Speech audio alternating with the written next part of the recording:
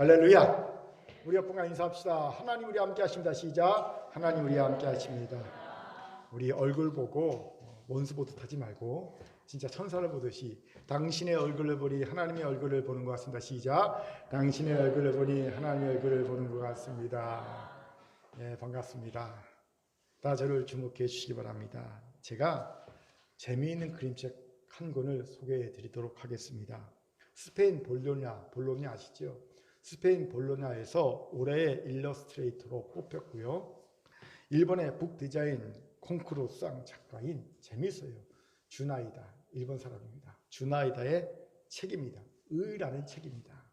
무엇 의할 때 의라는 제목의 책입니다. 이 책은 한마디로 반전의 책입니다. 왜입니까? 약 100개의 무엇의 의로 끝없이 이야기를 독자가 상상할 수 있게끔 해주기 때문입니다. 이 책을 딱 펼치면 첫 장에 나의라는 말과 그림만 있어요. 왜요? 그 뒤는 독자가 마음껏 상상해서 말을 만들라는 거예요. 그 뒤에 이어진 페이지에도요, 마음에 드는 코트에 라고 말과 그림만 있습니다. 마음에 드는 코트의 하고 그 뒤는요, 독자가 마음껏 상상하라는 겁니다. 그 다음 페이지는요, 주머니 속에 성의라는 글자와 그리고 그림만 있어요. 그 뒤도 마음껏 상상하라는 겁니다. 이렇게 약 100개의 무엇 의와 그림이 있어 무한한 상상을 하게 하는 책입니다. 그렇기에 이 책에 대한 부모와 아이들의 반응은 굉장히 상반됩니다. 아이들은요, 와 재밌다 라고 얘기하고요, 부모들은 아 힘들다 피곤하다 라고 말한답니다. 왜일까요? 아이들은 상상하기가 즐거운 거거든요. 상상 자체가 즐거운 거고요, 부모님들은 상상하는 것이 너무 피곤하고 힘든 거예요. 예, 상상하는 것이.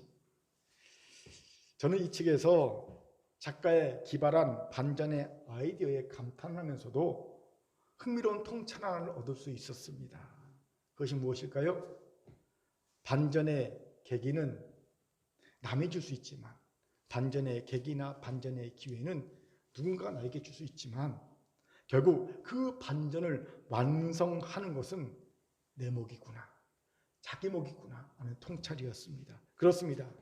작가는 평범한 책이 아닌 얼마든지 반전이 가능한 책을 독자에게 만들어줬어요. 나의라고 뒷부분을 비워놨잖아요. 무한한 반전이 일어날 수 있는 가능성 있는 책을 주었어요. 반전의 계기나 반전의 기회를 만들어준 거지요. 그런데 이 주어진 반전의 계기를 완성하는가 못하는가는 철저하게 독자목입니다. 아이들처럼 상상하기를 기뻐하는 사람은요, 주어진 반전의 계기를 통해 무언가를 만들어낼 수 있어요. 반전의 완성을 만들어낼 수 있지만, 부모들처럼 상상하기가 너무 피곤한 사람들은요, 주어진 반전의 계기를 통해 완성하지 못하고 마는 거예요. 그런데 이건 신앙의 세계에서도 동일하게 나타나는 진리입니다. 하나님은 반전의 하나님이십니다.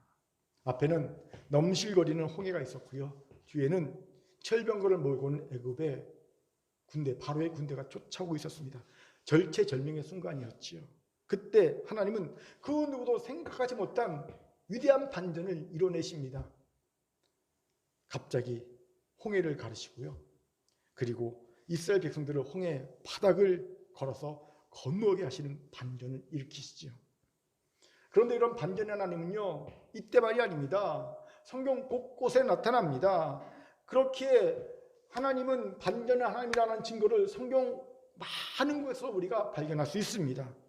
확실한 증거들이 있어요.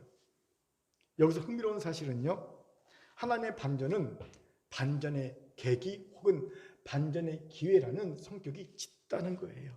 즉 반전의 계기나 반전의 기회만 주시고 반전의 완성은 우리 몫으로 남겨두신다는 거예요.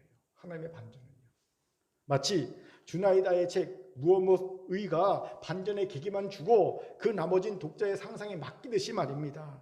그 결과 성경을 보면요, 어떤 이는 하나님이 주신 반전의 계기를 완성하여 복된 인생이 되는 반면, 어떤 이는 하나님이 주신 반전의 계기를 완성하지 못해 비극적인 삶을 사는 자가 있음을 보게 됩니다. 전제애가 아브라함이 아닙니까? 그는 75세 소망없는 노인이었어요. 그런데 하나님이 주신 반전을 만납니다. 하나님이 그를 어느 날 부르시죠. 내가 내게 지시할 땅으로 가라. 하나님의 부르심이란 반전의 계기를 주십니다. 그때 아브라함은요, 믿음으로 하나님의 부르심을 붙잡습니다. 용감히 갈 바를 알지 못하고 약속의 땅을 향해 나아갑니다. 그 결과 그는 우리가 잘 아는 믿음의 조상 아브라함이라는 위대한 반전을 이루고요, 복된 인생이 되고 말지요. 이에 반해 후자의 경우는 광야에 이스라엘 백성을 둘 수가 있어요. 그들은 놀라운 하나님의 은혜를 입어 출애굽합니다. 쉬운 일이 아니죠. 여러분, 애굽이 망할 만한 일입니다. 실제로 애굽의 역사가 바뀌어요. 왕조가 바뀌는 일이 벌어집니다. 출애굽 때문에. 그런 엄청난 일을 이뤄냈습니다. 그리고 그들은 약속의 땅으로 가는 반전의 계기를 하나님께로부터 얻었습니다. 노예가 하나님의 백성이 되어서 약속의 땅을 가는 반전의 계기를 만들었어요. 그런데 그들은 광야에서 어떻게 합니까? 엄마가 불평을 해댑니다. 결국 약속의 땅에 들어가지 못하지요. 반전의 계기를 주셨건만 반전을 완성하지 못해서 결국 안하기만 못한 일이 되었지요. 그렇기에 반전의 계기와 기회를 하나님께 받는 것 참 중요합니다. 하지만 더욱더 중요한 것은요, 반전의 계기와 반전의 기회를 완성하는 것입니다. 여기 우리 연약함이 있지요.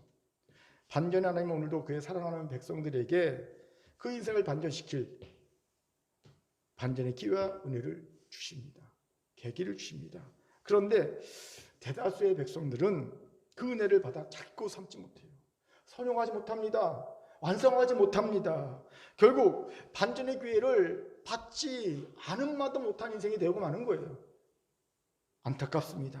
그렇게 여러분, 우리 가운데는 이런 이가 단 한 명도 없기를 주의 이름으로 축원합니다. 오늘 이 지혜와 결단이 우리 가운데 있기를 주의 이름으로 축원합니다. 아멘. 자, 저를 한번 힘있게 따라 합시다. 하나님이 주신 반전의 계기를 옆분 보면서 선용합시다. 시작. 선용합시다. 아멘.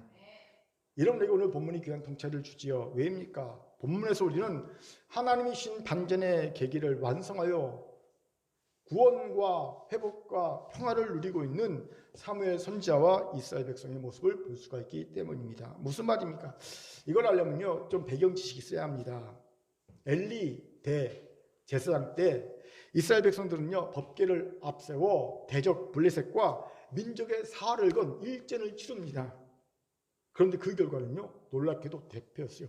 하나님의 법궤를 앞세워 전쟁을 치렀는데 대패를 당합니다. 이유가 뭘까요? 이들은요, 하나님을 경외함도 없이, 믿음도 없이, 거룩함도 없이, 회개도 없이 그냥 법궤를 자신들의 승리를 위한 도구로 전락시켜서 전쟁을 치렀기 때문입니다. 하나님이 이런 이스라엘 모습을 보시고 승리를 주실 리가 없지요. 무조건 법궤만 앞서면 회개도 없어도 하나님 경외도 없어도 믿음도 없어도 무조건 승리한다는 이런 무속적인 신앙 행태를 하나님께서 용납하실 리가 없기 때문이죠. 그렇죠? 대패를 합니다. 그리고 이 대패로 이스라엘 백성은요, 블레셋의 속국으로 전락해버립니다. 속국이 됩니다. 그리고 약 20년의 시간이 흐르지요. 이스라엘 백성은 20년이 지난 후에 비로소 하나님을 사모하는 마음을 갖게 됩니다. 이유가 뭘까요? 블레셋 족속에게 모진 핍박을 당했기 때문이겠죠. 사람은요, 굴러야 정신이 들어요. 우리도 그렇잖아요. 편안할 때는 하나님 잘 안 믿다가 막 하나님 환난을 오시면 그때 하나님 찾지 않습니까? 천부에 의지 없어서 손들고 옵니다. 그러는 게 우리 인간이죠. 이스라엘 백성이 그래요. 우리 같이 사무엘상 7장 2절을 힘있게 읽겠습니다. 시작. 괴가 기럇 여아림에 들어간 날부터 20년 동안 오래 있은지라 이스라엘 온 족속이 여호와를 사모하니라. 아멘. 자, 이쯤 되자 하나님께서 선지자 사무엘을 통해 이스라엘 백성을 미스바로 모이라고 명하십니다. 왜요? 회개하라고. 일명 미스바 대성회가 열립니다. 우리 7, 80년, 90년대만 해도요, 미스바 대성회라는 이름이 참 많았죠. 바로 오늘 본문에서 나오는 이야기입니다. 미스바로 모이라고 말씀하십니다. 그리고 이 명령에 순종한 이스라엘 백성들은 미스바에 모입니다. 그리고 물을 길어 요 앞에 붓고 금식하며 죄를 고백하고 회개합니다. 본문 6절입니다. 같이 읽겠습니다. 시작. 그들이 미스바에 모여 물을 길어 요 앞에 붓고 그날 종일 금식하고 거기에서 이르되 우리가 여호와께 범죄하였나이다 하니라. 사무엘이 미스바에서 이스라엘 자손을 다스리니라. 아멘. 여기서 물을 길어 붓는 행위는요, 마치 자신의 마음 전부를 다 쏟아 붓고 하나님께 회개하는 모습, 그리고 자신의 슬픔으로 토하는 모습을 상징하는 것쯤으로 이해하면 무방합니다. 하나님 앞에 죄를 다 토해내는 것, 자신의 슬픔을 다 토해내는 것, 쏟아내는 것 정도로 이해하면 됩니다. 이때 하나님은 이스라엘 백성의 회개를 보시지요. 그리고 반전의 계기를 주십니다. 자, 그것이 무엇일까요? 하나님이 이들의 회개를 보시고 미스바에서 회개를 보시고 주신 반전의 계기가 뭘까요? 놀랍게도요, 블레셋의 침공입니다. 침공. 블레셋은요, 이스라엘 백성이 베냐민 지파의 땅 미스바에 모여 있다는 얘기를 듣고 자신들에게 이스라엘을 진멸할 절호의 찬스가 왔다는 것을 알게 됩니다. 왜일까요? 왜 절호의 찬스입니까? 이스라엘 진멸할 두 가지 이유 때문입니다. 첫째, 미스바에 본 이스라엘 백성은요, 제사를 드리게 모였기 때문에 무장되어 있지 않습니다. 무방비 상태인 거예요. 절호의 찬스죠. 두 번째, 제가 미스바를 가봤습니다. 미스바는 작은 구름입니다. 넓은 작은 구름입니다. 그렇기에 삥 둘러 진치면요, 삥 둘러 포위하면요, 전멸되기 딱 좋습니다. 이스라엘이 딱 모여있잖아요. 블레셋이 전차 타고 가고 삥 둘러싸면요, 다 전멸입니다. 아주 쉽게 이스라엘을 전멸시킬 수 있는 장소에 스스로 알아서 모여있는 겁니다. 그렇기에 블레셋은 급히 군대를 모아 이스라엘 치러 올라옵니다. 여기서 의구심이 들 수 있죠. 아니 목사님, 분명 하나님이 이스라엘의 회개를 보고 그들에게 반전의 계기를 주시려고 했다는데 이게 무슨 반전의 계기입니까? 죽을 위기지. 안 그래요? 이게 무슨 반전의 계기입니까? 죽을 위기지. 그런 생각 들지 않습니까? 여기에 우리 인간과 하나님의 생각이 다름을 봅니다. 여러분, 우리가 보기에 죽을 위기입니까? 바로 이 죽을 위기에 하나님의 숨겨두신 반전의 계기가 있어요.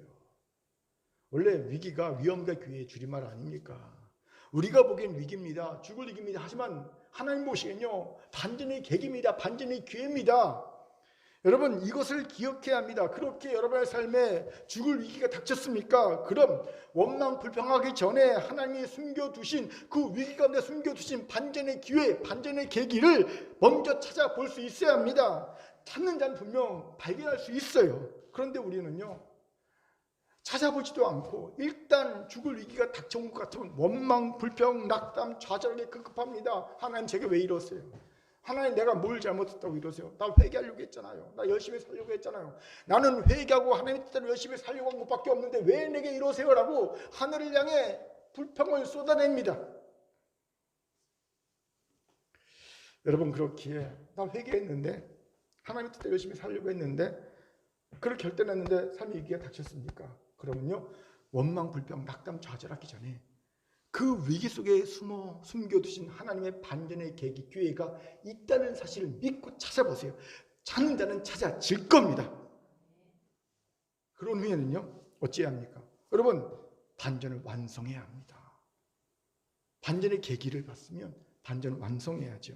사무엘 선지자 이스라엘 보십시오. 이들이 위기 속에 숨겨두신 반전의 계기를 찾아 완성합니다. 어떻게 이런 말할 수 있습니까? 그 증거가 7장 13절 14절에 있어요. 힘있게 읽겠습니다. 시작. 이에 블레셋 사람들이 굴복하여 다시는 이스라엘 지역 안에 들어오지 못하였으며 여호와의 손이 사무엘이 사는 날 동안에 블레셋 사람을 막으심에 블레셋 사람들이 이스라엘에게서 빼앗았던 성읍이 에그론부터 가드까지 이스라엘에게 회복되니 이스라엘이 그 사방 지역을 블레셋 사람들의 손에서 도로 찾았고 또 이스라엘과 아모리 사람 사이에 평화가 있었더라. 아멘.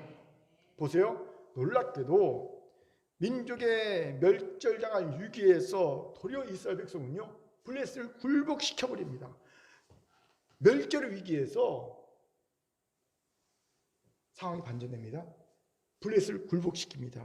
블레셋이 다시는 이스라엘 지역 안으로 들어오지 못하겠고요. 사무엘 선지자가 사는 동안에 에그론부터 가드까지 블레셋의 중요한 성읍이거든요. 성읍을 빼앗게 된 성읍을 회복하는 역사가 일어납니다. 또 블레셋만이 아니라 아모리도 이스라엘의 대적이었는데 아모리와도 평화의 사이가 되어 평화를 이루게 됩니다. 위기를 통해 도리어 반전을 완성한 이스라엘 모습이죠. 구원을 받았지요. 회복했지요. 평화를 이루었지요. 완벽한 반전이 이루어집니다. 반전의 완성입니다. 그래서 중요한 질문이 생기지 않습니까? 어떻게 이럴 수 있을까요? 혹시 미스바에 침공한 블레셋을 대파했기 때문입니까? 우리는 흔하게 쉽게 그냥 이렇게 생각합니다. 아, 미스바에서 블레셋을 대파했기 때문에 이런 역사가 일어났겠지 하고 그냥 쉽게 생각합니다. 그런데 그렇지 않아요.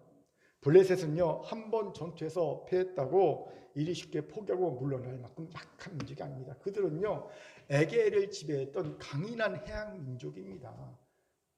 영화 300에 나오는 그런 민족이에요. 그들은요, 철기 문화를 가졌어요. 이스라엘은요, 청동기 문화를 갖고 핵거릴 때 그들은 철기 문화를 가졌던 민족입니다. 강인한 민족입니다. 한 번의 패배로 굴복할 이들이 결코 아니라는 거예요.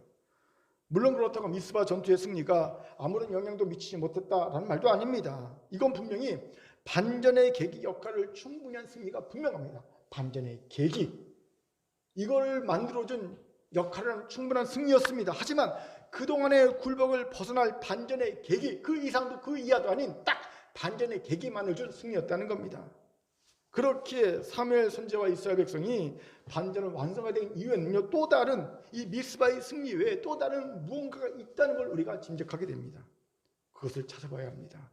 그래서 우리도 이스라엘처럼 하나님이 주신 반전의 계기, 이걸 완성해서 하나님이 주신 구원과 회복과 평화의 반전의 완성을 누리는 자들이 되어야 될 줄 믿습니다. 아멘.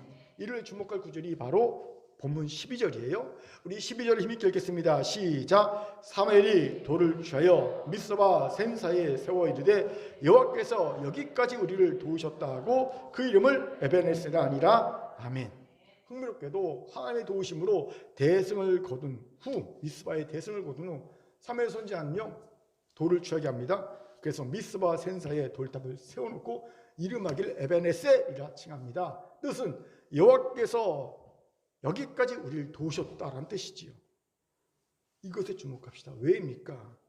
여호와께서 여기까지 우리를 도우셨다라는 이 고백, 선포에 담긴 이 뜻이, 이 돌탑에 담긴 이 뜻이 반전의 계기를, 구원과 회복과 평화라는 반전의 완성으로 만든 비결을 담고 있기 때문입니다.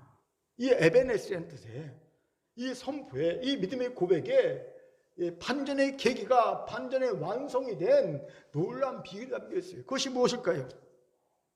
에베네셀이라는 뜻에는 세 가지 의미가 담겨져 있어요. 첫째는요, 이제는 우리가 해야 한다 라는 의미입니다. 이제는 우리가 해야 한다. 하나님이 여기까지 도우셨으니 이제부터는 우리가 해야 한다는 의미가 담겨 있어요. 우리 10절을 같이 읽겠습니다. 시작. 사무엘이 번제를 드릴 때 블레셋 사람이 이스라엘과 싸우려고 가까이 오매 그날에 여호와께서 블레셋 사람에게 큰 우레를 발하여 그들을 어지럽게 하시니 그들이 이스라엘 앞에 패한지라. 아멘. 10절에서 우리는 미스바의 승리가 전적인 하나님의 도우심이 있었기에 가능했음을 알게 되죠. 갑자기 하늘에서 우레가 쳐요. 혼비 백성하죠. 블레셋 사람들이. 그때 이스라엘 백성은요, 손쉽게 대적 블레셋을 물리칩니다. 대승을 거둡니다. 하나님이 이기하셨다는 거지요. 이 승리의 사무엘이 하나님이 여기까지를 도우셨다라는 의미의 돌탑을 쌓습니다. 고백하며 에베네셀 돌탑을 쌓습니다. 두 가지 이유 때문일 거예요. 이 한 번의 승리로 블레셋을 이 땅에서 완전히 쫓아낼 수 없을 뿐더러 또 이런 강권적인 하나님의 역사가 있는 승리를 계속 우리가 얻을 수 없다라는 것을 알았기 때문일 겁니다. 이게 무슨 말입니까? 자, 이제 이스라엘은요, 하나님이 강권적인 역사하심으로 주신 미스바의 승리를 통해 반전의 계기를 삼아 이 반전의 완성을 향해 블레셋과 싸워 나가야 한다는 의미인 거예요. 그렇게 사무엘 선지자가 이렇게 말하는 겁니다. 여호와께서 여기까지 우리를 도우셨다. 이제부터는 우리가 해야 한다 라는 믿음의 고백과 선포를 하고 있는 겁니다. 실제로 얼마 전에 나온 성경입니다. 쉬리 성경 해설 성경 전서. 제 대학교 후배가 이 번역에 참여했어요. 그래서 소개해서 샀는데 재밌어요. 스위스 취리 성경 해설판인데 그 취리 성경 해설판에서 이 본문을 이렇게 해석합니다. 이 미스바의 승리는 단 한 번의 승리가 아니다. 미스바에 단 한 번의 승리가 있은 후에 우리가 읽은 그 뒷부분 13, 14절에 그런 그 회복과 구원과 평화가 있는 것이 아니라 이거는 이스라엘의 승리의 모델이다. 모델을 기술하고 있는 것이다 라고 얘기를 합니다. 즉 이 승리를 본보기로 삼아 이스라엘은 끊임없이 계속 전투를 벌였고 승리했고 그 결과 구원과 회복과 평화를 누리게 되었다는 거예요. 그 많은 전쟁 중에 하나의 본만 딱 기록하고 있다는 거예요. 이것을 주목합시다. 하나님이 주신 반전의 계기를 완성하여 구원과 회복과 평화의 복을 얻게 합니까? 그렇다면 하나님이 주신 반전의 계기를 디딤판 삼아합니다. 그리고 디딤판 삼아 스스로 승리하게 애쓰고 노력해야 합니다. 계속 전쟁을 벌여나가 승리해야 합니다. 바울의 표현에 의하면 우리 스스로 우리의 구원을 이루려고 노력하는 것과 똑같이 여기에 우리 연약함이 있죠. 우리는 처음부터 끝까지 나는 가만히 있고 하나님이 강권하심의 은혜로 승리를 주시기 바랍니다. 하늘만 쳐다보고 하나님이 어떻게 해주시겠지. 그냥 하나님이 그냥 가만히 있으면 홍해를 갈라주시고 가만히 있으면 만나 맺히면 내려주시고 가만히 있으면 여리고 무너뜨려 주시고 가만히 있으면 하나님이 뭔가 우리에 내려서 막 우박 내려서 적들 다 진멸하고 나는 승리만 그냥 주워 먹으면 좋겠다. 그럴 수 있겠다라고 생각한다는 거죠. 저도 그랬으면 좋겠습니다. 얼마나 신앙생활 평화할까요? 그냥 아무것도 안 하나님께 기도만 하고 하나님 도와주세요. 그래서 하늘 향이 딱 머리 있으면 감이 뚝뚝 떨어지면 얼마나 좋겠습니까? 그렇죠? 행복할 것 같습니다. 그런데 이건 하나님이 원하신 방법이 아닙니다. 하나님은요 한 번의 본보기를 보여주신 후에 이제는 이 본보기를 보고 믿고 직접 우리가 하길 원하십니다. 보세요. 출애굽 당시 하나님은 홍해를 다 가르신 후에 너희는 잠잠히 가만히 있어. 내가 하나님 됨 알지어다 그러시고요. 홍해를 갈라주시죠. 그리고 다 갈라진 홍해를 걸어가게 하십니다. 하지만 40년 광야 훈련을 끝낸 후에 이스라엘 백성에게는요 어떻게 하십니까? 직접 법궤를 메고 넘실거리 요단강에 발을 디디라고 하십니다. 발을 디디니까 그때서야 요단강이 갈라지죠. 그렇죠? 완전히 다르지 않습니까? 접근 방법이 다릅니다. 전자는 우리는 가만히 있고 강권하신 하나님의 계획과 도움이라면 후자는 우리의 믿음과 결단과 노력이 가미된 하나님의 계획과 도우심입니다. 그렇게 반전의 계기를 하나님이 주셨습니까? 계속 하늘만 쳐다보고 있으면 안 됩니다. 이제는 그 반전의 계기를 디딤판 삼아 계속된 승리를 위해 우리가 노력해야 합니다. 기도의 눈물, 수고의 땀, 또 필요하다면 순교의 피, 이것도 드릴 수 있어야 합니다. 그런데 아쉽게도 하나님의 강권적 역사로 한 번의 승리, 반전의 계기를 맛본 이들은 그냥 하늘만 쳐다보려고 해요. 또 그 방법으로, 또 하나님의 강권의 역사하심으로, 또 우레를 바라심으로, 또 홍해를 가르심으로, 또 만남의 절 그냥 주심으로 뭔가 승리가 계속 내 삶에 있기를 바라는 거예요. 물론 하나님이 그렇게 해줄 수 있습니다. 그런데 그런 경우에는요, 여러분, 하나님이 여러분을 어린아이로 인정하신다는 거예요. 하나님은요 우리가 성숙하다 생각하시면요 그렇게 안 하시거든요. 이스라엘 백성이 광야에서 어린아이 같게 하나님은요 만나 매초를 계속 먹여주셨어요. 하지만 이스라엘 백성이 광야 40년의 훈련을 받고 성숙하여서 가나안 땅에 딱 들어가자마자 그날부터 하나님은요 만나를 딱 끊으셨습니다. 왜? 이제 너희들이 책임질 만하니까. 이게 하나님이시네요. 철저하십니다. 하나님은요. 저는 이런 하나님을 개척하고 난 다음에 절실히 깨달았어요. 여러분 기억나십니까? 개척 후 교회가 너무 연약하니까 뭐 전도할 여력도 없고요. 그렇죠? 전도할 수 있는 상황이 아니었어요. 전도하지도 않았습니다. 그런데 하나님이 개척 후 6개월간 매주 새신자들을 보내주셨어요. 맨 땅에 헤딩하들 아무런 준비 없이 개척했잖아요. 어떤 뭐 후원해주는 교회도 없었고요. 기관도 없었고요. 그냥 돈이 많이 있는 것도 아니고요. 하나도 샴푸 없이 그냥 맨땅 헤딩하듯 그냥 개척했습니다. 개척한 첫 달, 한 달 헌금이 60만 원이었어요. 그 중에 반 이상이 저희가 낸 거. 그랬거든요. 그런데 매주 6개월간 새신자가 왔고요. 6개월 만에 놀랍게도 자립했어요. 3월 달에 개척했는데 9월 달에 자립했어요. 교회가. 그렇게 개척하면 실패할 수밖에 없어. 야, 신도시에서 개척해야지. 아파트 단지 내에서 개척해야지. 좀 그럴듯하게 교회를 세워놓고 개척해야지. 28평짜리 조그만 그 옛날 상가 건물에서 개척하면 누가 오니? 개척 실패야. 라는 것을 뒤집어버린 반전의 성공이었어요. 그런데 참 신기하죠. 딱 자립하고 난 그 뒤부터는요, 세신자가 뚝 끊기는 거예요.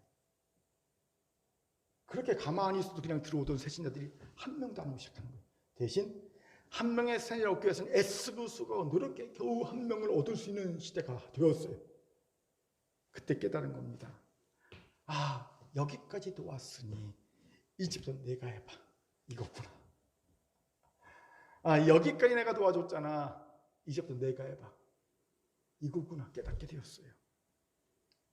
6개월 동안의 기적은요, 반전의 완성을 위한 계기였고요. 이제부터는 우리 스스로가 완성을 위해 노력해야만 하며 알려주셨습니다. 그때 깨달은 거예요. 15년 전에. 그런데 아쉽게도 15년 전이나 지금이나 그냥 하늘만 쳐다보는 이들이 있더라는 거죠. 15년 동안 하나님이 어떻게 해주시겠지 하고 하늘만 쳐다보는, 놀랍게도 15년 동안 변한 게 하나 없는 이들이 있어요. 여전히 어린아이의 마음으로 하나님 반전의 계기도 주시고 반전의 완성도 해주세요. 그냥 저는 가만히 있을래요. 하나님만 쳐다보고 있을래요. 입을 쩍 벌리고 감 떨어지길 바라고 있는 이들이 있어요. 떨어집니까? 안 떨어져요. 안 떨어져요. 예. 여러분, 하나님은 에베네셀 여기까지 이미 도우셨습니다. 에베네셀 여기까지 도우셨어요. 하나님이 이미. 그렇게 하나님이 이제 에베네셀의 하나님을 믿고 그 믿음을 디딤판 삼아 우리가 반전을 위한 노력을 하기를 원하십니다. 완성을 원하십니다. 오늘 혹여 자신이 하나님을 바라보고 있던 자였다는 찔림이 있다면 회개하셔야 합니다. 그리고 이제라도 하나님이 주신 반전의 계기 이미 주셨잖아요. 그 계기를 디딤판 삼아 반전의 완성을 위해 눈물의 기도, 수고의 땀, 순개의 피라도 흘릴 각오와 열정을 보여야 할 줄 믿습니다. 그럼 하나님이요, 완성 주십니다. 구원해 주시고요, 여러분 잃어버린 거 회복시켜 주시고요, 그리고 평안을 더하여 줄 줄 믿습니다. 아멘. 자, 옆분과 이렇게 인사합니다. 이제 우리가 해야 합니다. 시작. 이제 우리가 해야 합니다. 두 번째로 하나님이 여기까지 도우셨다. 에베네셀의 고백과 선포에는요, 하나님이 정하신 우리의 한계를 인정하라는 뜻이 담겨져 있다는 거예요. 우리 11절 읽기 읽겠습니다. 시작. 이스라엘의 사람들이 미스바에서 나가서 블레셋 사람들을 추격하여 벳갈 아래에 이르기까지 쳤더라. 아멘. 여기서 주목할 지명이 벳갈이에요. 양의 집이라는 뜻을 가진 베냐민 지파에 속한 그런 지명입니다. 이 벳갈은요, 미스바에서 서쪽으로 약 20km 미만의 거리가 떨어진 지역이에요. 제가 직접 예전에 이스라엘 갔을 때 사온 지도 있잖아요. 아주 상세 지도예요. 이스라엘 상세 지도 축적이 다 돼 있거든요. 어제 자루 재봤어요. 축적 갖고 자루 재봤어요. 그랬더니 약 16에서 17km 정도 거리가 떨어지더라고요. 미스바에서 벳갈까지 16, 17km 떨어져 있어요. 서쪽으로. 그리고 재밌는 게 벳갈 바로 밑이 어디냐면요, 베냐민에 5 성읍이 있어요. 아니, 블레셋에 5 성읍이 있어요. 예. 즉 벳갈 바로 밑으로 블레셋 지파의 땅이라는 거예요. 즉 블레셋 지파의 땅 직전까지 이스라엘 백성이 쳐들어갔다는 거예요. 추격해 갔다는 거예요. 여기서 궁금증이 생기죠. 이왕 하나님이 대승을 주셨으면 내친김에 블레셋 땅까지 쳐들어갈 것이지 왜 사무엘과 이스라엘 백성은 블레셋 땅의 땅 직전에 가서 딱 멈췄을까? 벳갈까지 가서 멈췄을까? 중요한 이유가 있어요. 하나님이 거기까지 오셨기 때문입니다. 벳갈까지 오신 거예요. 그렇습니다. 왜 사무엘 선지자라고 내친김에 블레셋 땅 쳐들어갈 마음이 없었겠습니까? 잃어버린 땅인데 거기엔 누구 원래 어느 지파 땅인가? 단지파 땅이거든요. 예, 단지파 땅 거기까지 왜 쳐들어갈 마음이 없었겠습니까? 회복하고 싶었겠죠. 하지만 하나님이 벳갈까지 도우신 거예요. 그러니까 벳갈에서 멈춘 겁니다. 그리고 돌을 세우면 여기까지 도우셨다 라고 선포하고 있는 겁니다. 에베네셀, 하나님이 우리를 여기까지 도우셨다. 왜요? 하나님이 정하신 한계, 그것이 곧 우리의 한계다 인정한 겁니다. 여러분, 하나님이 정하신 한계가 곧 내 한계임을 인정할 때 반전의 계기가 반전의 완성으로 이루어집니다. 구원이, 그리고 회복이, 그리고 평화가 이루어진다는 거예요. 이걸 안 겁니다. 실제로 벳갈에서 멈춘 후 끝난 게 아니에요. 백가에서 멈춘 후 사무엘과 이스라엘 백성은요 그 뒤로 계속 전쟁에 나갑니다. 그래서 결국은요 우리가 13, 14절에 봤듯이 브레셋 땅들을 정복해 나갑니다. 잃어버렸던 땅도 회복해 나가지 않습니까? 예. 결국 반전을 완성시킨 것을 보게 됩니다. 이것 주목합시다. 많은 성도가 반전의 계기를 얻었음에도 끝내 반전을 완성하지 못한 이유가 여기에 있어요. 그들은 하나님이 정해주신 한계를 인정하려 하지 않았기 때문입니다. 한 교회를 알고 있어요. 이 교회는요 우리 노회에서 리더급 교회였습니다. 리더급 영향력을 미치는 교회였어요. 그런데 지금은 노예의 아픔을, 노예의 마음을 아프게 하는 교회로 전락해버렸어요. 이유가 뭐냐면요 교회 원로 목사님과 수록 장로가 이 하나님이 주신 한계를 인정하지 않은 거예요. 교회의 원로 목사님이 됐으면 아무리 자기가 개척했어도 원로 목사 됐으면 이제 현직에서는 물러나야죠. 그리고 중보자로 남아야 되는데 아직까지 영향을 미치고 있던 거예요. 영향력을 강력하게 미치고 있던 겁니다.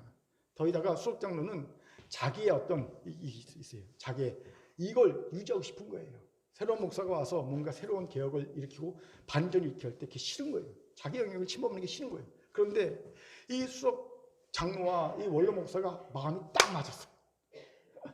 그러니 뭐 이거는 담임 목사가 힘을 쓸 수 있으니까 원로 목사, 개척한 원로 목사하고 그리고 수록 장로가 한 마음이 됐는데 뭐 이 담임 목사 쫓아내는 거 일도 아니죠. 쫓아내버렸어요.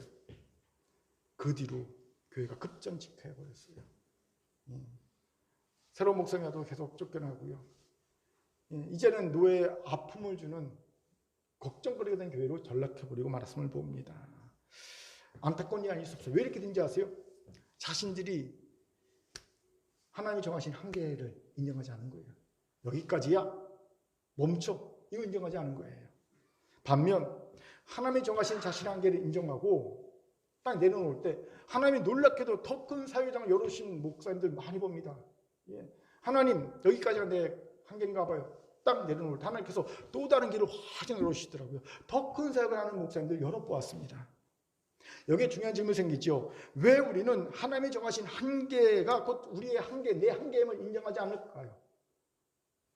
교만함과 욕심 때문입니다.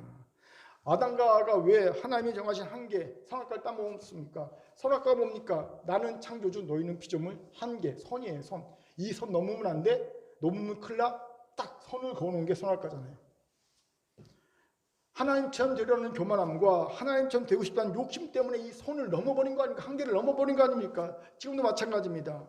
교만함과 욕심은 한 팀을 이루어 하나님이 정하신 한계를 아는 이들조차도 한계를 넘게 하려고 유혹을 합니다. 여러분 이 둘은 팀워크가 정말 좋습니다. 손발이 잘 맞습니다. 꿍짝이 정말 잘 맞습니다. 그래서요 하나님이 정하신 한계를 아는 이들도 이 교만함과 욕심의 팀워크에 당해갖고 무너져 버립니다. 대표적으로 다윗이 그런 사람 아닙니까? 다윗이 하나님의 마음에 합한 자 아니었습니까? 그런데 그는 교만함과 욕심의 팀워크에 무너집니다. 인구 조사를 하지요. 이때 그들은 다윗의 마음에 이렇게 속삭였습니다. 유혹합니다. 다윗, 너는 최고의 왕이 되고 싶지 않아?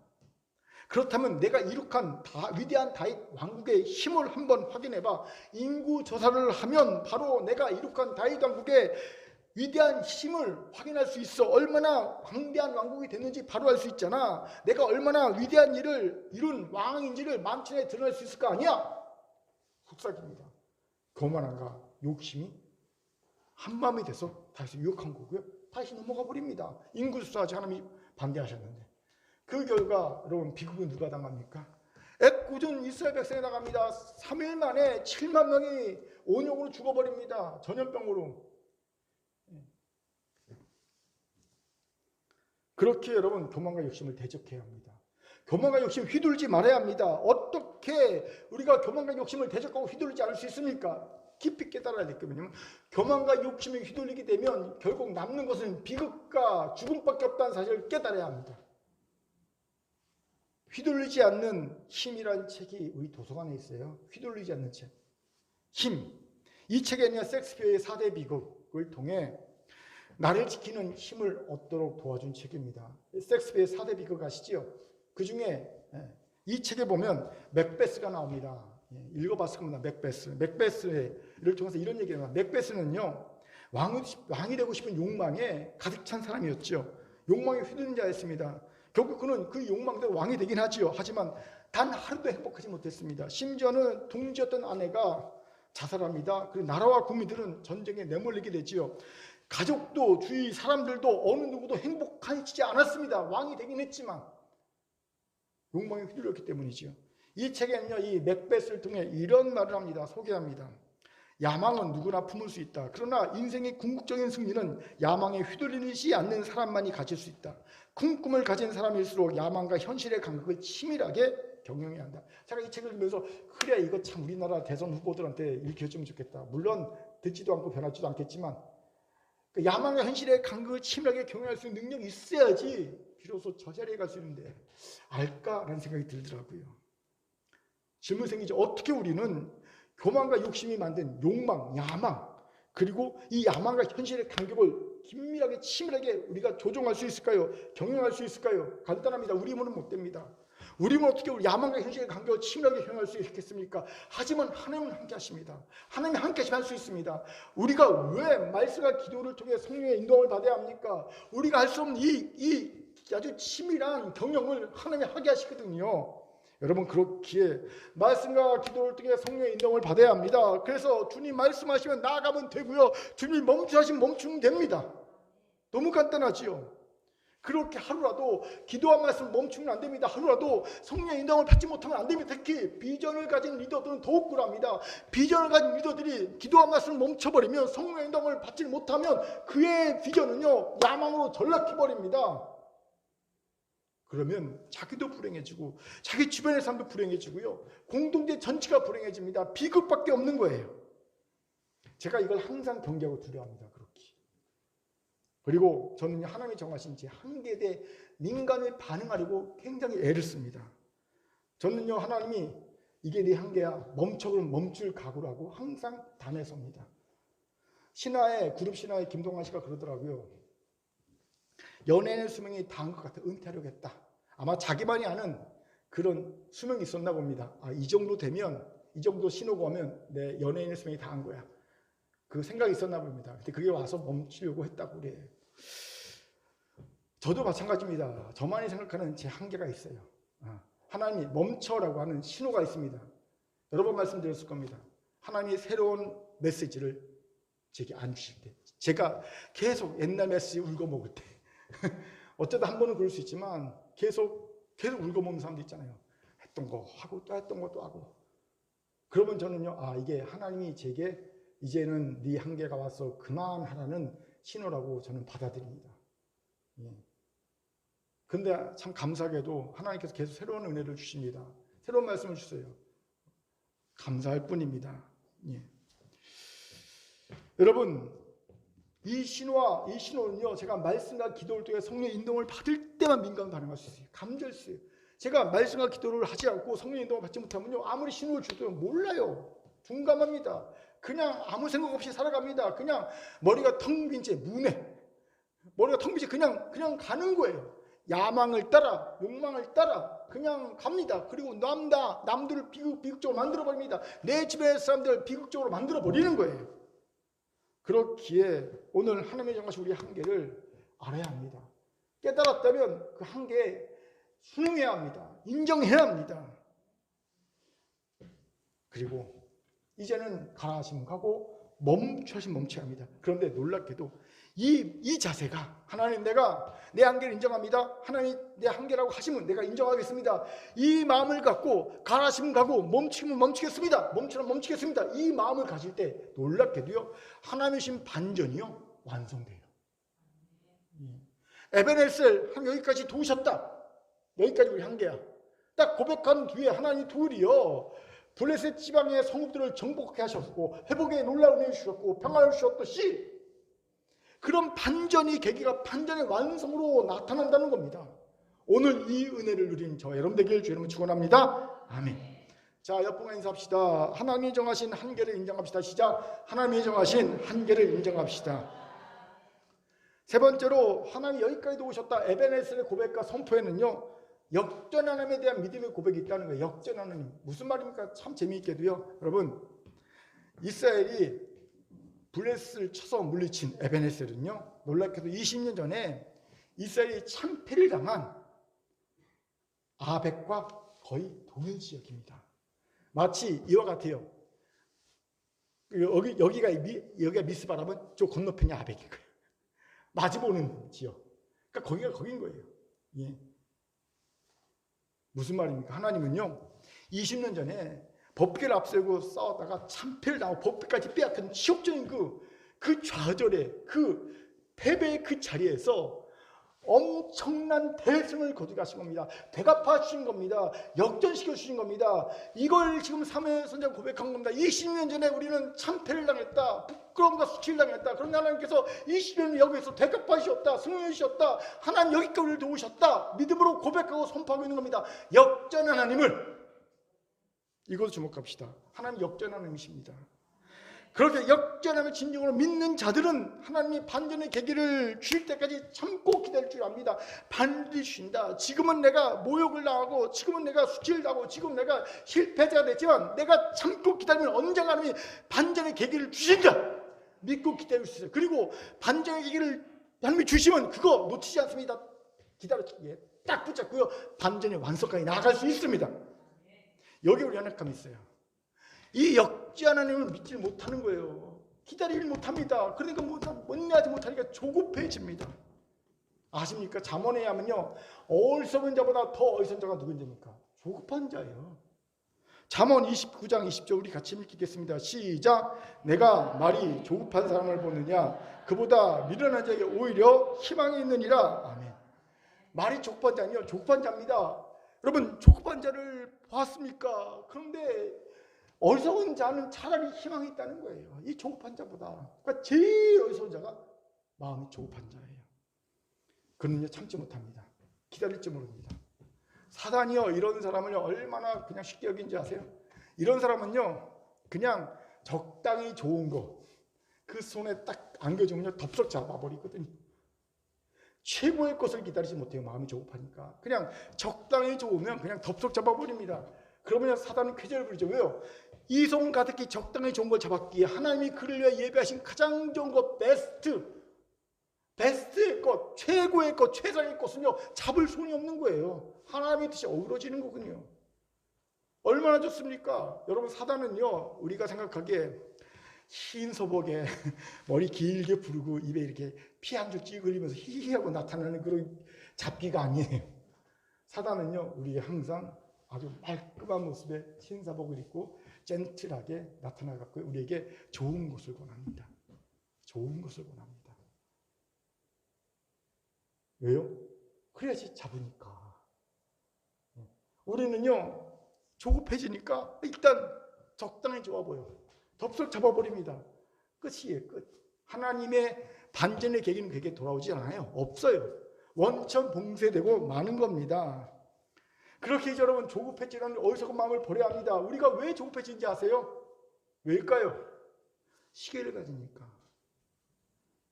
시계를 보고 사니까. 제가 설교할 때 저 시계를 보면요, 말이 막 빨라집니다. 그나마 빠르면 더 빨라집니다. 그래서 어른들은 막 못 듣습니다. 우리 목사님들이 방언 터졌다 막 막 남목사 방언 파바박 터집니다. 예. 왜요? 시계 보니까 마음이 조급해지는 거예요. 똑같습니다. 인생의 시계를 보면 마음이 조급해져. 내가 벌써 50대인데 60대인데 70대인데 와, 내가 한 것도 없고 이루는 것도 없고 어떡하지? 막 마음이 조급해져요. 그러면요, 아무거나 막 잡습니다. 덥석덥석 잡습니다. 반전의 계기가 없어요. 그렇게 여러분, 인생의 시계 보는 거 버려야 합니다. 그러면 어떻게 삽니까? 인생의 나침반 보고 살려고 그러죠. 나침반. 하나님의 뜻이라는 나침반 딱 보고요. 네. 그 나침반 보고 그냥 그 방향대로 우직하게 한 걸음 한 걸음 걸어가면 되는 거예요. 예, 자기만의 길을 자기만의 속도로 누구와 비교할 것 없이, 누구 시선 볼 것 없이, 신경 쓸 것 없이 그냥 나만의 길을 나만의 속도로 나만의 방법으로 뚜벅뚜벅 걸어가면 됩니다. 마치 펀치낸 것처럼. 누구지? 하는 분은요, 성탄의 밤 행사에 안 온 분이, 성탄의 밤 행사에 온 분은 펀치낸다고 누군지 알 겁니다. 펀치낸 것처럼 예, 그냥 자기만의 길을 자기만의 방법으로 자기만의 속도로 그냥 걸어가면 됩니다. 방향만 맞으면 되는 거예요. 우리는요, 그리스도인은요, 방향만 맞으면 되는 거예요. 시간에 구속되지 마십시오. 그럼 되는 거예요. 그 길을 걷다 보면 하나님이 반드시 반전의 계기를 주십니다. 이런 사람은요, 하나님이 반전의 계기를 주시면요, 무조건 붙잡습니다. 그리고 반전의 완성을 반드시 이뤄냅니다. 완성합니다. 자신을 구원할 뿐만 아니라 가족과 주변의 삶을 구원해내고요, 주변과 평화를 만들어냅니다. 화평, 살림을 만들어내는 거예요.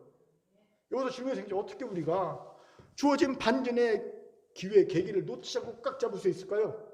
제가 이에 대해서 그냥 통찰을 준 책을 읽었어요. 바로 반전의 품격이라는 책이에요. 이 책에 이런 내용에서 소개합니다. 눈에 보이는 것과 다르게 표현하면서 일종의 반전을 기도한다. 그 반전에 합당한 이유가 있어야 반전이 완성된다. 그렇습니다. 여러분, 반전이 완성되고 반전이 이루어지려면 반전에 합당한 이유가 있어야 합니다. 예를 들어 전화기하고 컴퓨터를 섞어서 아이폰을 만들었어요. 근데 이 반전이잖아요. 근데 이 합당한 이유가 있어야 됩니다. 합당한 이유가 있었어요. 내 손 안에 컴퓨터라는 합당한 이유가 있었어요. 그러니까 인류의 역사를 바꾼 위대한 발명품이 되지 않습니까? 여러분, 아이폰 전가구는요, 세상이 바뀌었어요. 인류의 삶이 바뀌었어요. 인류의 삶을 바꾼 최대의 발명품이 아이폰 아닙니까? 그렇죠? 어마어마한 사람이에요. 근데 그렇게 바꿀 수 있는 반전이 합당한 이유가 있으니까 된 거거든요. 마찬가지입니다.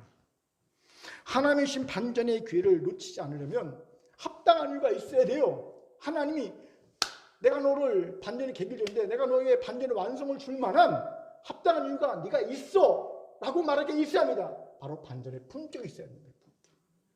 여러분, 우리의 반전이 계기가 완성을 되려면 하나님 보시기에 합당한 반전의 품격이 있어야 합니다. 품격. 우리가 가질 품격이 뭡니까? 바로 사랑과 구원이에요.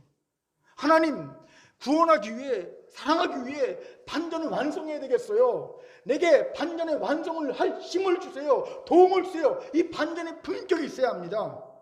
요셉을 보세요. 그가 그저 자신의 비참한 처지에서 탈출하기에 반전의 계기를 꽉 붙잡았습니까? 아닙니다. 그에게는요, 더 큰 비전이 있었어요. 바로 애굽을 통째해 사람들을 구원하고자 하는 더 큰 비전이 있었습니다. 반전의 품격이 있었습니다. 왜 이런 말합니까? 요셉이 정치범들이나 수용되는 보디발의 감옥에서 10년을 지냈어요. 여러분, 보디발의 감옥은 일반 잡범을 넣는 데가 아니지요. 애굽 사회의 정치, 사회, 문화 모든 것을 관리하는 애굽의 최상위층이 왕에게 밑배어서 들어오는 데가 바로 정치범 수용소가 바로 보디발의 감옥이에요. 거기에서 그는요, 애굽의 실질적인 그런 최고 위층 사람들을 12년간 만났어요. 무엇을 했겠습니까? 허송세월을 했겠습니까? 아니요. 그 12년 동안 그 감옥에서 그는요, 애굽을 경영할 수 있는 능력을 개발합니다. 아, 바로는 이걸 좋아하는구나. 애굽은 이렇게 다스려야 되겠구나. 애굽은 이런 문제가 있구나. 애굽의 정치는, 애굽의 문화는, 애굽의 군사는, 애굽의 경제는 이렇게 운영돼야 되겠구나. 이런 것들을 배웠다는 겁니다. 익혔다는 겁니다. 준비가 됐다는 겁니다. 아마 그는 자신의 꿈 있잖아요. 자신의 형제들이 자신의 저라는 꿈, 이 꿈을 통해 가진 비전도 어쩌면 애굽 경영과 연관되어 있을지 모른다는 추정도 했을지 모릅니다. 특히 그는 바로의 꿈을 해몽하면서 애굽에 닥칠 재앙을 알았고요, 그 재앙을 해결해야 사람들을 구원해야 될 것이 자신에게 주신 사명이라는 것을 능히 짐작할 수 있을 겁니다. 아, 바로가 이런 꿈을 꿨네. 애굽이 곧 7년 대재앙 때문에 크게 곤핍하겠네. 바로 이 꿈을 나에게 해몽하고 이 꿈대로 닥칠 재앙을 미리 준비해서 막으라고 하나님이 나를 이곳에 보내셨구나 라는 걸 그는 깨달았을 겁니다. 그러니까 바로가 애굽 총리를 딱 시키자마자 국물 없이 애굽 총리한 거예요. 저 같으면요, 아이고 제가 무슨 애굽 총리입니까? 그냥 저는 감옥에서 건져주신 것만도 감사합니다. 아, 저는 능력 안 돼서 못 됩니다. 뒤로 반드시 뺐을 겁니다. 그런데 그는 국물 없이 애굽 총리가 됩니다. 왜? 이미 마음의 준비가 된 거예요. 이미 사명인 거예요. 나는 이 비전 때문에 여기 있구나. 이미 안 거지요. 보세요. 요셉이 어떻게 반전의 계기를 완성시킬 수 있었습니까? 그에게는 반전의 품격이 있었습니다. 무슨 품격입니까? 사람을 구원하겠다. 구원과 사랑하는 반전의 품격이 있었습니다. 이에 반해 하나님이 주신 반전의 계기를 놓친 이들 보면 품격이 없어요. 그저 기기적인 욕망으로 가득 찹니다. 나 잘 먹고 잘 살고 싶어. 기껏해야 작은 나, 내 가족 잘 먹고 잘 살고 싶어. 내 욕망에 충실한 거예요. 품격이 없어요. 품격은요, 갑자기 만들어지지 않아요. 갑자기 대통령에 되려고 마음먹자마자 몇 개월에 만들어지는 게 품격이 아니에요. 그게 드러나잖아요. 갑자기 급조된 품격은요, 여기저기서 빵꾸가 납니다. 이거 원고 없는 말이에요. 이건 가로 열고서 본 나연수 목사 말입니다. 이거 하나님 말씀이에요. 나연수 목사 말이에요. 저는 그렇게 생각해요. 이 반전의 품격은요, 그 오랜 삶의 그 여정 가운데 만들어지는 거예요. 그가 어떻게 삶을 살아왔는지 그 삶의 흔적들이 쌓이면서 만들어지는 것이 반전의 품격이지요. 그냥 갑자기 어느 날 막 인기가 져서 만들어지는 게 아니라는 거예요. 내가 만들고 싶으면 만들어진 게 아닌 거예요. 누가 만들어줘서 되는 게 아니에요. 다 드러나게 돼 있어요. 여러분, 우리에게는 반전의 품격이 있습니까? 하나님이 주신 반전의 품격이 있습니까? 계기를 받았어요. 이걸 완성시킬, 그래서 내게 구원과 회복과 평화를 얻게 만들 반전의 품격이 있습니까? 있기를 바랍니다. 아멘. 자, 옆분과 인사합시다. 반전의 품격을 갖추어서 반전의 계기를 꽉 잡읍시다. 반전의 계기를 꽉 잡읍시다. 이제 말씀 마칩니다. 지금까지는 다 잊어버려줬습니다. 지금부터는 잘 들으셔야 돼요. 오늘 말씀은 하나님이 우리에게 준 이유가 있어요. 마지막 설교잖아요. 하나님, 어떤 말씀 주시겠습니까? 그래서 그냥 너무 쉽게, 그래, 12월 마지막 주니까 지금까지 하나님 우리를 도우셨구나, 여기까지 도우셨구나, 에베네셀의 말씀으로 평에게 설교하자라고 마음먹고요, 말씀을 딱 묵상하는데 하나님 말씀하셨어요. 갑자기 내가 너와 큰 교회 성도들에게 반전의 계기를 올해 주었다. 왜? 갑자기 무슨 말씀이에요? 뚱딴지같이 반전의 계기는 무슨 반전의 계기를 주셨다는 거예요? 그리고 제가 저를 돌아봤고요, 우리 성도 한 명 한 명을 돌아봤고 큰 교회 돌아봤어요. 그랬더니 놀랍게도요, 정말하면 반전의 계기를 다 주셨더라고요. 저에게도, 여러분에게도, 큰 교회에게도. 때로는 어떤 사람에게는요, 좋은 일로 반전의 계기를 주셨어요. 어떤 사람이 삶의 위기로 반전의 계기를 주셨다는 거예요. 반전의 계기를 주셨어요. 그리고 이제 하나님 말씀하십니다. 2022년도에는 내가 준 반전의 계기를 완성해라. 그래서 구원과 너희가 잃어버린 것에 대한 회복과 그리고 샬롬 평화를 이뤄내라 말씀하시더라고요. 이건 큰 교회도 마찬가지입니다. 여러분, 2021년 하나님께서 우리 큰 교회에게 반전의 계기를 주셨습니다. 먼저 사역자 구성이 강화됐죠. 우리 이 목사님이 딱 오시면서 청년소년부야 청년부를 맡으면서 목회자 진영이 탄탄해졌죠. 4분의 목회자 딱 썼습니다. 탄탄해졌습니다. 그리고 교회학교도 영유아부하고 유소년부로 갈라지면서 재편됐어요. 더 정교하게 교육을 시킬 수 있는 환경이 마련되었습니다. 예. 그리고 사회적 선교를 통해 공지방하고 그다음에 마을 방송국이 내년도에 개국하고 오픈합니다. 또 북쉐어링을 통해 처음에는 가볍게 시작했는데 정서적으로 건강한 교회, 이거 가볍게 시작했는데 이게 엄청난 효과를 내고 있어요. 그래갖고 이제는 뭐 새끼를 쳐서 3번째, 4번째까지 하고 있어요. 예. 실질적으로 우리 공동체의 가장 큰 약점인 감정을 치유하는 일이 일어나고 있어요. 하나님 역사심이 있어요. 이제 내년에는요, 저한테 북쉐어링 받았던 분들 함께 통합해서 같이 집단으로 그룹으로 이 책을, 또 다른 책을 북쉐어링 하려고 합니다. 또 어린이 도서관 사역을 통해서요, 지역사회에 친근하고 도움이 되는 교회를 한 걸음 더 다가설 수 있었어요. 이제는 어린이 도서관에 못까지 접할 수 있는 메타버스가 딱 붙였어요. 우리가 성경에서 제일 먼저 메타버스 하잖아요. 그리고 우리 이정원 선생님이 아이네오를 필두로 해서, 아이네오 음악학을 필두로 해서 SA 스포츠 치유센터, 그리고 큰 곱창집, 그리고 큰 집밥 도시락, 이 송정에 우리 큰 교회 성도들이 하는 사업체들, 거점들이 하나하나 늘어나기 시작하고 있어요. 이게 바로 반전의 계기입니다. 하나님 우리 큰 교회에게 2021년에 반전의 계기를 마련하셨어요. 그렇게 내년에는요, 이 반전의 계기를 반전의 완성으로 만들어야 합니다. 그래서 구원과 회복과 평화를 누릴 수 있어야 합니다. 그렇다면 이제 말씀대로 순종합시다. 첫째, 이제 하나님이 강권적 역사하셨던 은혜를 기억하고 그 은혜를 들림판 삼아 이제 우리가 행합시다. 눈물의 기도와 수고의 땀과 원하시다면 순개빛까지 흘리고자 하는 각오가 있길 바랍니다. 두 번째, 하나님이 정하신 우리 한계를 인정합시다. 하나님이 가라하시면 가고요. 멈추면 됩니다. 교만함과 욕심을 버리고 기도와 말씀으로 성령의 인도를 받길 바랍니다. 세 번째, 역전하는 기대합시다. 기억합시다. 믿읍시다. 그리고 반전의 계기를 인내함으로 기다립시다. 반드시 옵니다. 왔다면 꽉 붙잡으시다. 무엇으로 붙잡습니까? 반전의 품격을 가십시다. 그건 그냥 얻어지는 게 아니에요. 삶의 궤적이, 삶의 흔적이 모여서 그 반전의 품격이 얻어집니다. 구원과 사랑이다. 이 품격을 가지고 주신 반전의 계기를 꽉 붙잡아서 완성시킵시다. 바라기는 다가오는 2022년도 성도 여러분의 삶과 큰교회의 삶에 위대한 반전이 일어나기를, 반전이 완성되어서 여러분에게 구원의 역사가 있고 여러분에게 회복의 역사가 있고 여러분에게 평화의 역사가 있는 큰교회와 성도가 되기를 주 이름으로 축원합니다. 아멘. 하나님의 말씀이었습니다. 기도하겠습니다.